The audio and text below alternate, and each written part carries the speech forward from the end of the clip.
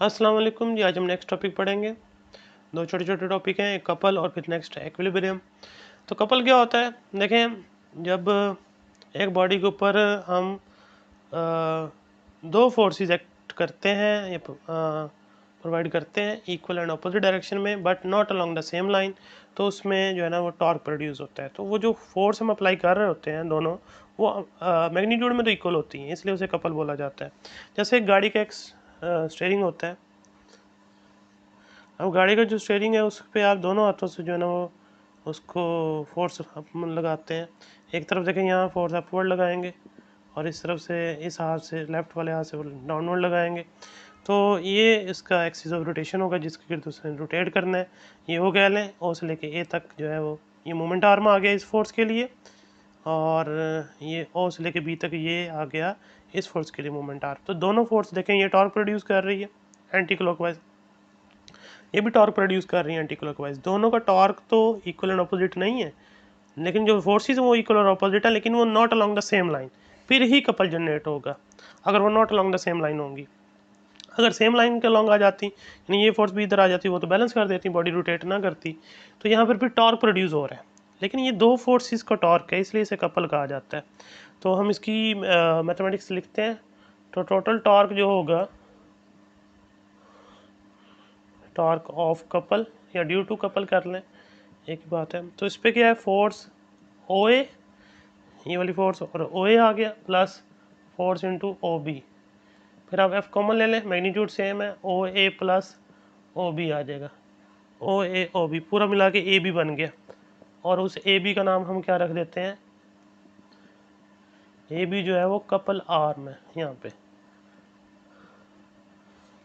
ठीक है जी, ये शॉर्ट क्वेश्चन है, याद करना है। इसकी डेफिनेशन देखें, a couple is found by two unlike parallel forces of the same magnitude but not along the same line. Next है इक्विलिब्रियम। इक्विलिब्रियम क्या होता है वो देखिए,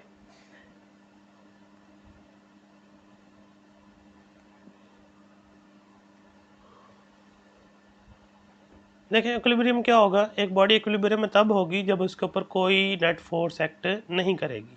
जब नेट फोर्स एक्ट नहीं करेगी तो सिंपली उसका आंसर ये होगा कि उसमें किसी किस्म का एक्सेलरेशन प्रोड्यूस नहीं होगा। According to second law of motion, force is equal to m a, mass of the body and acceleration produce in it. अब हम कह रहे हैं फोर्स ज़ीरो है, फोर्स ज़ीरो होगी तो एम तो ज़ीरो नहीं हो सकता, लेकिन ए क्या होगा, ज़ीरो। ए ज़ीरो होने का क्या मतलब है कि या तो बॉडी रेस्ट में होगी यानी वेलोसिटी ज़ीरो होगी, एक्सेलरेशन ज़ीरो हो गया। दूसरी कंडीशन ये हो सकती है, या बॉडी मूव करे तो यूनिफॉर्म वेलोसिटी के साथ, यूनिफॉर्म वेलोसिटी के साथ मूव करेगी, एक्सेलरेशन तब भी ज़ीरो होगा। यानी जो ए है वो दो तरह से ज़ीरो हो सकता है, या तो वेलोसिटी ज़ीरो हो जाए यानी बॉडी रेस्ट में रहे, नेट फोर्स तब भी ज़ीरो होगी उसके ऊपर और इक्विलिब्रियम में होगा, या फिर अगर वो मूव करता है तो यूनिफॉर्म वेलोसिटी के साथ करे। जब वो यूनिफॉर्म वेलोसिटी से मूव कर रहा होगा तब भी उसकी नेट फोर्स ज़ीरो ही होगी उसके ऊपर जो एक्ट कर रही होगी, और उसका एक्सेलरेशन तब भी ज़ीरो होगा, क्योंकि एक्सेलरेशन होता ही rate of change of velocity है। वेलोसिटी रहेगी यूनिफॉर्म कांस्टेंट तो फिर एक्सेलरेशन ज़ीरो होगा, नेट फोर्स ज़ीरो होगी, तो वो बॉडी इक्विलिब्रियम में होगी। A body is said to be in equilibrium if no net force act on it. A body in equilibrium thus remain at rest और moves with uniform velocity. दोनों situation लिख दी। Example है, book laying on the table और picture hanging on the wall are at rest. The weight of the book acting downward is balanced by the upward reaction of the table.